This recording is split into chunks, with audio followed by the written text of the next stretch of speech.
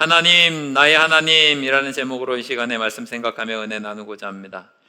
세상에서 고난을 좋아하는 사람은 아무도 없고 고난을 맞이할 때 참 어렵고 당황스럽습니다. 특별히 그것이 내가 했었던 일들과 상관없이 다른 어떤 곳에서 큰 어려움이 다가와서 내가 힘들 때 참 어렵습니다. 내 잘못은 아닌 것 같은데 우리 가정 가운데 문제가 생기거나 내 실수는 아닌 것 같은데 내가 일하는 일터에서 문제가 생김으로 인해서 내가 당하는 고난은 헤아려 보면 정말 견딜 수 없는 고통이고 어려움일 것 같습니다. 이런 일들이 오늘 우리가 읽은 야곱의 가정에서 일어났거든요. 오늘 저는 말씀을 생각하면서 이렇게 다가오는 위기들, 어려움들 어떻게 믿음으로 이겨낼 수 있는가, 하나님께서 우리에게 기대하시는 것은 무엇인가 좀 알아보고 생각하며 은혜를 나누고자 합니다.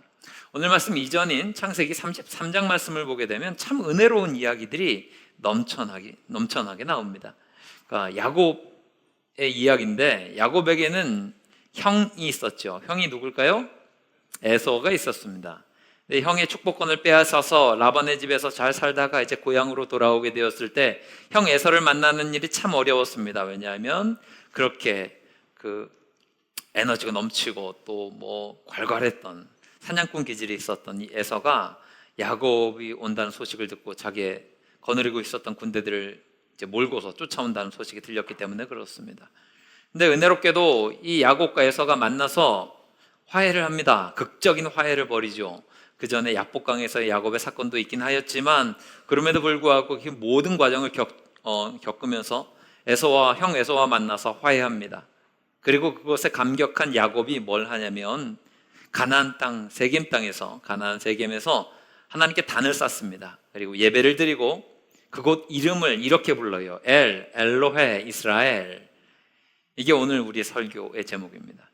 하나님, 이스라엘의 하나님이란 뜻입니다. 엘로헤 이스라엘. 근데 이스라엘은 야곱이 야복강가에서 하나님께 새로 받은 이름이잖아요. 그러니까 이 엘로헤 이스라엘이라고 하는 말을 우리가 쉽게 알아듣게 표현을 한다면 하나님, 나의 하나님이라는 것입니다. 이게 야곱의 고백이에요. 지금까지 이 야곱은 이런 고백을 한 번도 한 적이 없었습니다. 그러니까 자기가 하나님을 믿긴 하는 것 같은데 하나님을 향해서 이런 고백을 하는 거예요. 아브라함의 하나님, 이삭의 하나님, 이렇게 불러요. 이게 무슨 얘기인가 하면 할아버지 하나님, 아버지 하나님, 이런 것이었어요. 그런데 야복강에서 하나님의 천사와 씨름하고 하나님께서 새롭게 이름을 주시고 또 은혜를 입고 다시 한번 믿음으로 나아갔더니 형 에서와 극적으로 화해를 해요. 이 모든 과정을 생각해 보니까 하나님의 은혜가 아닌 것이 없는 거예요.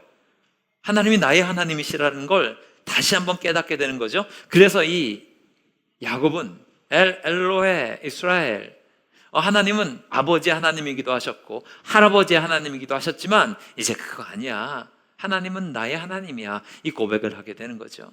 저는 여러분들이 이와 동일한 고백을 하실 수 있기를 바랍니다.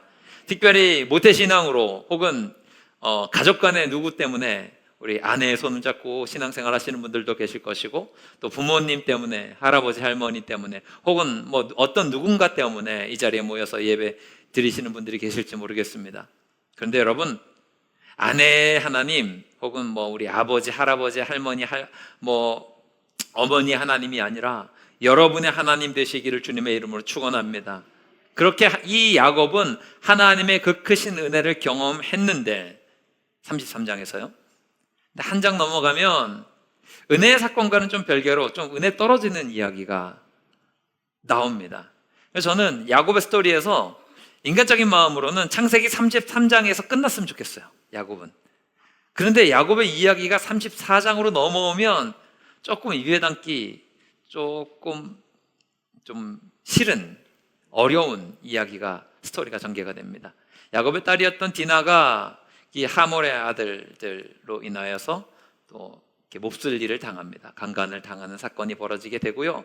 그로 인해서 형제들이 복수의 칼날을 갈고서 이 하몰의 아들들을 속이는 장면이 나옵니다. 당신들이 우리와 통혼합시다. 대신 우리는 할례 받는 습관이 있으니, 이런 문화가 있으니 당신들도 할례 받아야 됩니다 라고 할례를 시킨 이후에 그들을 움직이지 못할 때 다 찾아가서 죽여버리는 좀 비열하고 비통한 사건이 벌어지게 됩니다.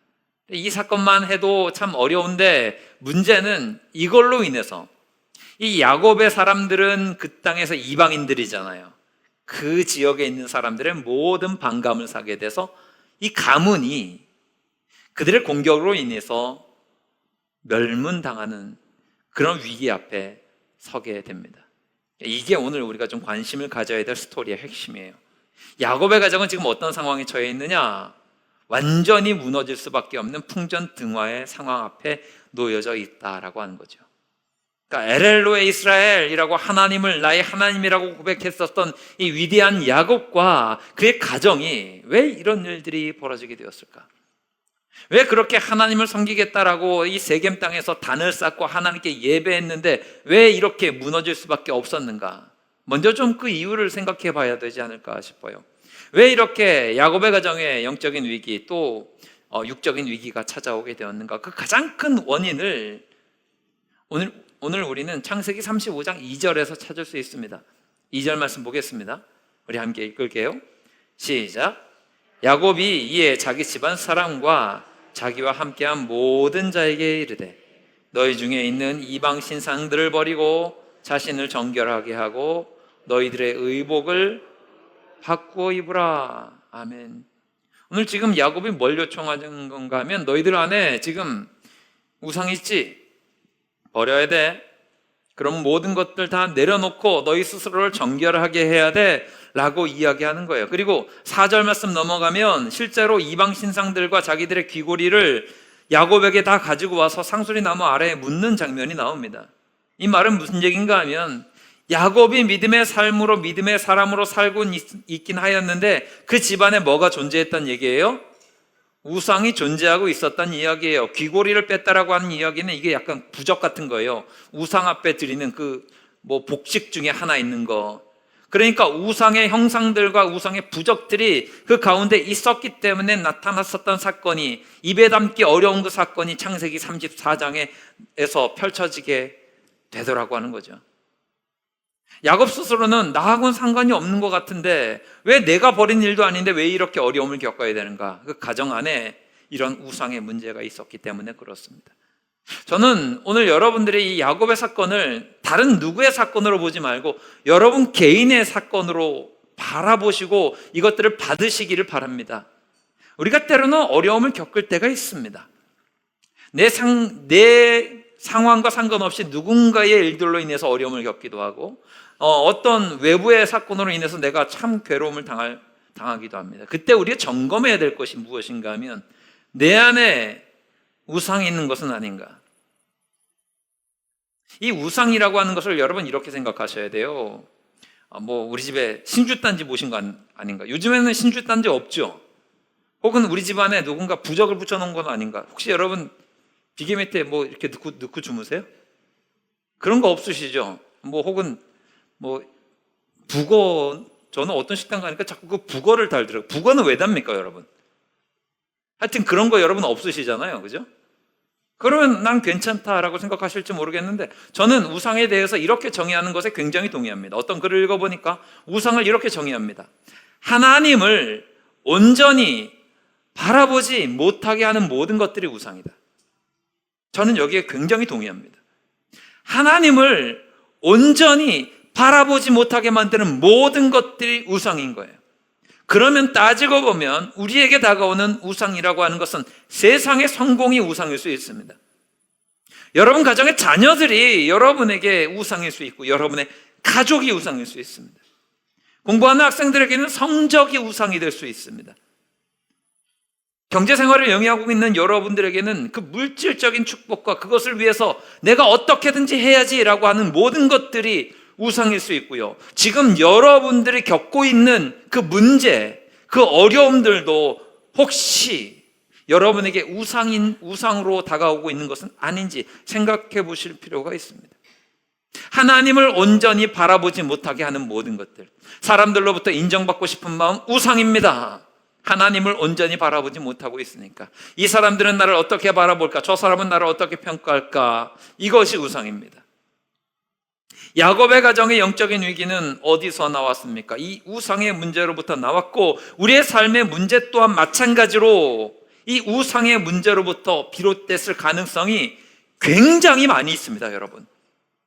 왜냐하면 제가 계속해서 강조합니다. 하나님의 관심은 어디에 있을까요? 우리는 세상에서 성공하고 세상에서 높임받고 칭찬받고 좋은 결실들을 만들어내는 것, 우리의 삶에 있는 문제들을 해결하는 것에 있을지 몰라도 하나님의 관심은 항상 우리의 믿음에 있기 때문에 그렇습니다. 우리의 믿음에 관심을 갖고 있는 하나님께서 우리에게 그 문제들을 허락하신 이유가 뭘까요? 돌아보라는 얘기예요. 점검하라는 이야기예요. 그 문제 자체에 매몰되지 말고 그 문제를 주신 하나님의 뜻을 잘 헤아려 알라라고 하는 거죠. 그리고 오늘 야곱은 그 가정의 큰 문제 앞에서 하나님의 음성 듣고서 그 문제를 해결합니다. 하나님께서 이 야곱의 가정의 어려움을 아시고 솔루션을 주세요. 두 가지 해법을 주시는데 보세요. 1절 말씀입니다. 1절 말씀 우리 다 함께 읽겠습니다. 시작. 하나님이 야곱에게 이르시되 일어나 베델로 올라가 거기 거주하며 내 형 피하여 도망하던 때에 내게 나타났던 하나님께 거기서 제단을 쌓으라 하신지라. 아멘. 오늘 하나님께서 주신 이 솔루션은요, 일반적으로 우리가 생각하는 하나님이 주시는 솔루션과는 조금 결을 달리합니다. 우리가 생각할 때 문제가 생겼어요. 하나님 어려워요, 힘들어요, 큰일 났습니다, 우리 집 망하게 생겼습니다 라고 하면서 하나님 앞에 간절히 기도하고 금식하고 매달리고 막 이러면 하나님이 주로 어떤 응답 주실 것 같아요?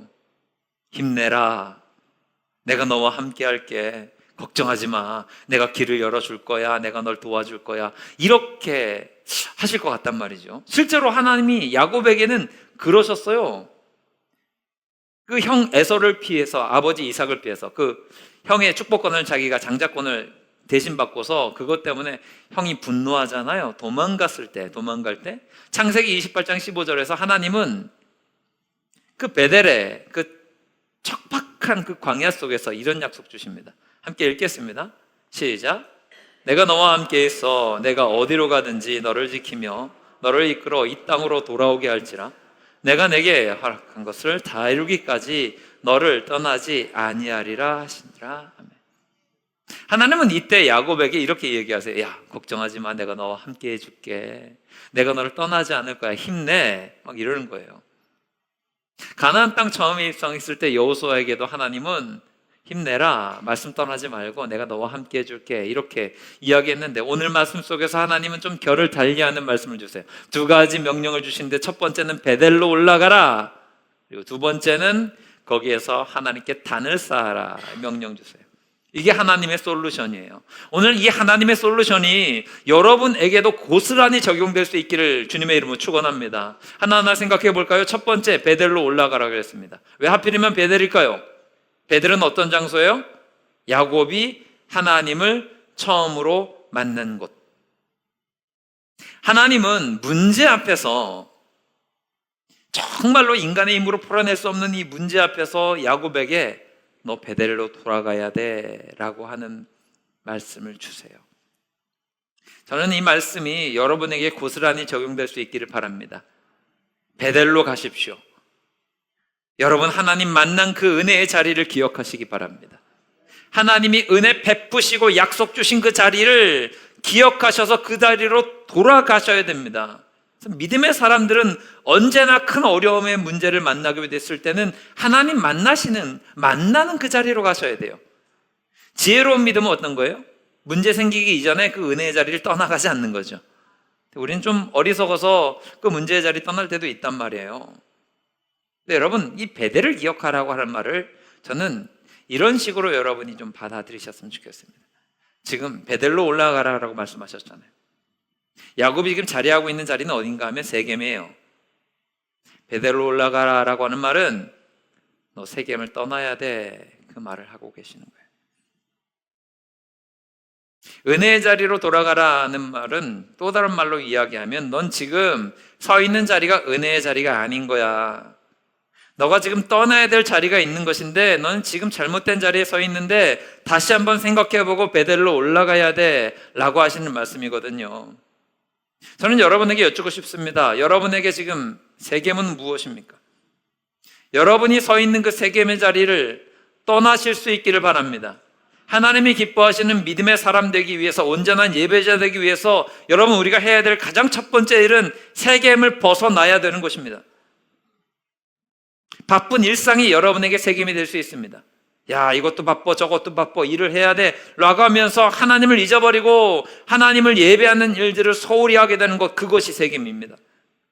몸이 좀 피곤합니다. 이것이 여러분의 세겜일 수 있습니다. 오늘 피곤하고 어려운데 오늘 좀 예배를 쉬어볼까? 믿음의 예배 드리고 기도하고 감사일기 쓰라고 하는 건데 다 피해볼까? 세겜입니다.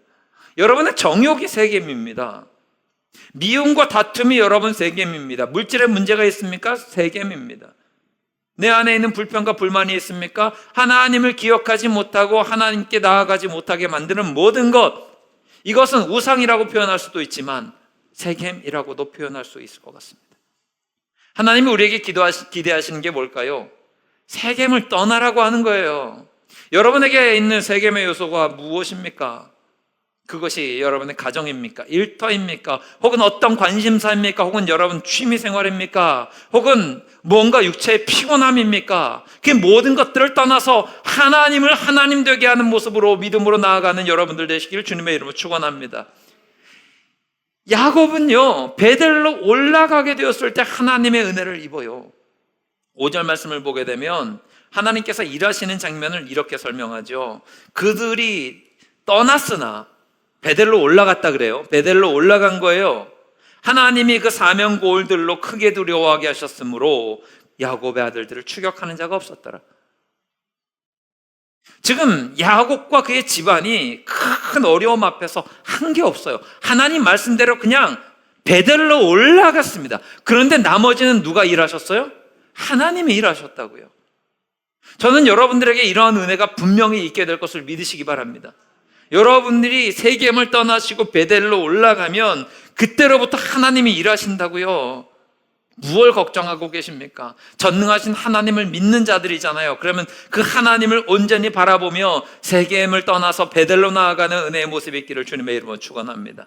두 번째 명령은 베델로 올라가서 단을 쌓아라 그랬어요. 베델이라고 하는 곳이 이 야곱이 하나님 만난 자리라 그랬잖아요. 하나님을 처음 만났을 때 돌을 세워놓고 거기에 기름을 붓고 하나님 앞에 이 이름을 베델이라 그랬습니다. 벌써 시간이 꽤 흘렀습니다. 야곱 혼자서 돌 하나 세워서 단을 세웠는데 그 돌이 얼마나 든든한 돌이겠습니까? 별거 아니겠죠. 그렇게 화려한 것들도 아니고 경계석 있는 것도 아니고 그냥 돌 하나 세웠을 것입니다. 그러면 그게 1년, 2년, 10년, 20년 지나면 그대로 있을까요? 없을까요? 없겠죠. 여러분 등산하실 때 그거 아시죠? 저는 아직도 이 이유를 잘 모르겠는데 그 돌을 왜 쌓아놓습니까? 등산하시는 여러분들 가다 보면 사람들이 이상하게 나무 밑에다가 이렇게 돌 쌓아놓잖아요. 누가 시작했는지 모르겠는데 점점 돌이 쌓여있어요. 그럼 그거 오래 갑니까? 안 갑니까? 오래 안 가요, 여러분. 그 예전에 제가 그 여름에 개울 같은데 아이들하고 놀러 가면 제천에는 탁사정이라고 이렇게 물놀이 하기 좋은 데가 있습니다. 거기에 돌들이 많아요. 그러면 거기 가서 돌을 쌓는 걸, 저도 왜 쌓는지 모르겠는데 돌을 쌓는 그 놀이를 합니다. 누가 제일 높게 쌓나 이런 거. 그거 다음에 가면 그 자리에 그 돌 쌓아놓은 게 있을까요? 없을까요? 없습니다. 베델도 마찬가지인 거예요. 야곱이 돌을 세워놨지만 시간이 꽤 흘렀어요. 무너져 있었겠죠. 다 무너진 베델에서 하나님이 뭐라는 거예요? 다시 한번 세워야 돼. 그 단을 다시 한번 쌓고 다시 예배해야 돼. 삶의 위기가 찾아와요. 여러분, 어려움이 찾아와요. 이것은 내 잘못이든 내 잘못이 아니든 내가 원하지 않는 어려움들이 찾아와요. 어떤 사인인 거예요, 여러분? 예배의 단을 다시 쌓으라고 하나님 주시는 사인인 거예요. 너 지금 예배 무너졌잖아. 너 지금 예배를 오지 않잖아. 예배를 드리지 않잖아. 다시 한번 쌓아야 돼. 혹은 예배를 드리는 형식적인 모습은 있지만 이미 중심은 멀어져 있고 우리 시선이 하나님께 집중되어 있지 못하고 사람에게 관심이 가 있거나 혹은 그 예배 시간에 다른 생각으로 다른 공상으로 여기저기 막 떠돌아다니고 있거나 우스갯소리로 이야기하잖아요. 집에 가기 위해서 교회를 모이거나. 위기입니다. 하나님이 그때 요청하시는 거예요. 바른 예배자로 서야 돼. 오늘 여러분의 예배는 온전하십니까? 여러분은 온전한 예배자입니까? 영적인 위기 앞에서, 인생의 위기 앞에서 우리가 먼저 점검해야 될 두 번째가 무엇입니까? 하나님 앞에 내가 온전한 예배자로 서 있는가, 단을 온전히 쌓고 있는가 라고 하는 문제입니다. 야곱이 오랫동안 초점을 잃어버렸던 하나님을 섬기는 일들, 하나님을 예배하는 일들 다시 한번 돌아보고 세우라고 하는 거예요. 우리는 문제 해결에 관심이 너무나 많지만 하나님은 오늘 말씀에 1절 말씀에 명령 주실 때 문제를 어찌어찌 해결하여 주시겠다라고 하는 말씀을 안 주세요. 야, 너 지금 하몰의 아들들 때문에 어려움이 있지? 라고 하는 말씀을 하지 않으세요. 위로도 안 하세요. 야, 어렵지? 네 아들들 때문에 얼마나 속상하냐? 이렇게 이야기하지 않으세요. 그냥 단도직입적으로 너 지금 베델로 올라가, 단을 쌓아, 이 말씀 주신다고요. 그러면 우리는 이렇게 생각해야죠. 아, 하나님이 기뻐하시는 그 일들을 우리가 감당하기를 원하는구나. 가끔씩 연세 지긋하신 믿음의 선배님들이 탄식하는 이야기를 하시는 걸 들을 때가 있습니다. 옛날에는 먹고 살기가 참 힘들었죠. 예수 믿기도 힘들었고. 그런데 먹고 살기 힘들고 예배드리기 어려운 시절에는 그럼에도 불구하고 예수 믿는 일에 열심을 냈고 교회를 세우고 영혼을 전도하고 하나님을 하는데 목숨을 바쳐서 다 했다고 하십니다. 정말 복된 믿음이죠. 그리고 그런 믿음들이 우리 한국교회를 살린 것을 우리는 이렇게까지 부흥시킨 것을, 그런 도구가 되었다는 것을 부인할 수 없을 것입니다. 근데 그분들의 탄식의 이유는 이런 겁니다. 요즘에는 먹고 사는 게 힘들고 바빠서 신앙생활에 열심을 못 낸다는 거예요. 참 재밌는 건 뭔가 하면 언어 유희 같은데, 먹고 살기 힘들어서 먹고 살기 힘들어도 옛날에는 예수 믿는 일에 열심을 냈는데 요즘은 먹고 살기 힘들어서 열심을 못 낸다는 거예요. 너무 안타깝지 않습니까? 과거에나 지금이나 먹고 사는 일은 우리에게 정말 중요한 일이긴 합니다.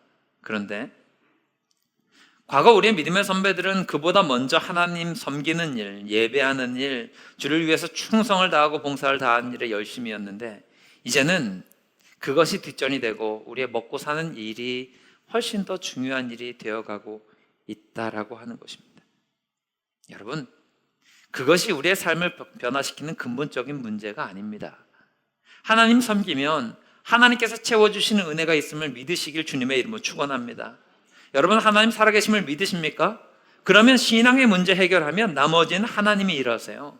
1절에서 베델로 올라가 하나님께 제단을 쌓아라고 명령하셨던 그 하나님 명령 따라 나아가니까 5절 말씀에서 하나님께서 이 야곱이 하지도 못할 일들을 엄청나게 행하신다고요. 그 사람들이 어떻게 크게 두려워할 수 있을까요? 지금 마음으로는 이 야곱의 집을 향해서 분한 마음 가지고 있어서 저들을 어떻게든지 좀 혼쭐을 내줘야지, 저들의 가진 것들 다 빼앗고 죽여버려야지 라고 하는 마음이 있었는데 어떻게 갑자기 그들을 두려워하게 되었을까요? 그냥 야곱이 한 것은 베델로 올라가고 예배드리는 일밖에 없는데 하나님이 그 일을 하셨다는 거예요. 효율을 따져보면 만약에 야곱이 그들을 두렵게 만들려면 얼마만큼의 힘을 기울여야 할까요?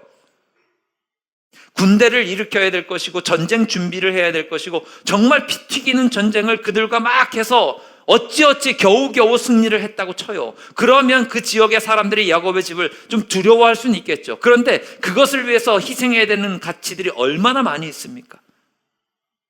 그런데 하나님께 예배하고 하나님 베델로 돌아가라 하셨을 때 그 명령에 순종하니까 하나님은 그 모든 과정을 거치시지도 않고 이 야곱이 하지도 않고 힘쓰지도 않았던 그 모든 일들을 대신해 주고 계세요. 무엇이 우리가 걸어가야 될 길입니까? 살아계신 하나님을 믿는다고 한다면 하나님이 기뻐하시는 그 길로 나아가는 우리가 되기를 바랍니다. 하나님 기뻐하시는 베델로 돌아가십시오. 하나님이 기뻐하시는 주님 앞에 제단을 쌓으십시오. 세겜을 떠나시라고요. 바른 예배자 되시라고요. 그러면 주님께서 여러분의 삶 가운데 놀라운 은혜를 부어줄 줄 믿습니다. 이 야곱이 하나님의 말씀을 듣고 어떻게 나아갔습니까? 3절 말씀 보세요. 3절 읽겠습니다. 시작. 우리가 일어나 베델로 올라가자 내 환난 날에 내게 응답하시며 내가 가는 길에서 나와 함께 하신 하나님께 내가 거기서 제단을 쌓으려 하노라 하매. 야곱이 과거에 하나님이 베풀어 주셨던 은혜를 기억하고 그 걸음을 내딛어요. 과거에 베푸셨던 은혜의 자리로 찾아갔습니다. 이게 귀한 일이에요. 히브리어로 부흥이라고 하는 말을 가야흐라고 씁니다. 이 가야흐에는 이런 의미가 있어요. 다시 사는 것, 부활하는 것, 소생하는 것, 생명을 회복하는 것, 원기를, 힘 빠졌던 것들이 회복되는 것, 이게 가야흐의 뜻이에요. 이게 부흥이란 얘기입니다. 우리가 한자로 부흥이라고 하는 말을 쓸 때 다시 부자에 일어날 흥자를 쓰죠. 다시 일어났다라고 하는 거예요. 리바이벌도 마찬가지입니다. 리바이벌 뭐예요? 과거에 바이벌 했었던 것이 다시 리한다는 거잖아요. 다시 한번 일어나게 된다는 얘기예요. 부흥의 뜻은요, 여러분, 없던 것이 생겨나는 게 아닙니다. 부흥은 과거에 있었던 영광들이 다시 한번 회복되는 것을 우리는 부흥이라고 이야기하는 거예요. 교회가 부흥해야 됩니다라고 하는 말의 뜻은요, 과거 초대교회를 우리가 모델로 삼고 있죠. 초대교회에 일어났던 역사를 우리가 회복합시다라고 하는 것이 부흥입니다. 초대교회 때 마가의 다락방에서 그렇게 성령의 충만을 받고 방언으로 주의 복음을 전하고 많은 사람들이 베드로의 설교 한 번에 3,000명씩 회개하고 돌아오는 역사, 이방 땅까지 나아가서 주의 복음을 전하게 되었을 때 그 땅에서 놀라운 부흥의 역사, 하나님께서 부어주시는 교회 성장의 역사, 영혼 구원의 역사들이 막 물밀듯이 구름대와 같이 일어나게 되었던 것들을 회복하자가 부흥입니다. 야곱이 지금 뭘 하고 있습니까? 그 부흥으로 나아가고 있는 거예요. 과거에 하나님이 이 베델 땅에서 내게 사닥다리가 내려오며 천사들이 오르락내리락 하는 환상을 보여주셨던 그 은혜의 자리에서 다시 한번 주님을 예배하겠다는 거예요. 그 영광을 회복하겠다는 거예요. 그게 부흥이죠. 저는 여러분에게도 이 부흥의 자리가 있다고 생각합니다. 하나님 만나셨던 그 자리로 돌아가셔야 돼요. 하나님 은혜 부어주셨던 그 자리로 돌아가셔야 돼요. 회복하셔야 돼요. 그러면 그것을 통해서 하나님 기뻐하시는 역사가 우리 가운데 풍성하게 나타나게 될 줄 믿는 저와 여러분들 되시길 주님의 이름으로 축원합니다. 말씀 정리하겠습니다. 하나님께 시선이 모여져야 되는데 하나님이 아닌 다른 것에 관심을 가지며 나아가다 보니까 그것이 우상이 되어서 하나님께서는 이스라엘 이 야곱의 집안에 어려움의 시험들을 던져주십니다. 어떻게 이겨낼 수 있습니까? 세겜을 떠나십시오. 여러분의 세겜이 무엇인지 돌아보시고 세겜에서 벗어나셔야 됩니다. 그리고 바른 예배자 되셔야 합니다. 예배에 타협 두지 마시고 하나님 기뻐하시는 바른 예배자의 모습으로 하나님께 영광 돌리셔야 됩니다. 그러면 주께서 주시는 부흥의 역사가 우리 교회와 여러분 개인의 삶 가운데 믿음 가운데 풍성하게 나타나게 될 줄 믿습니다.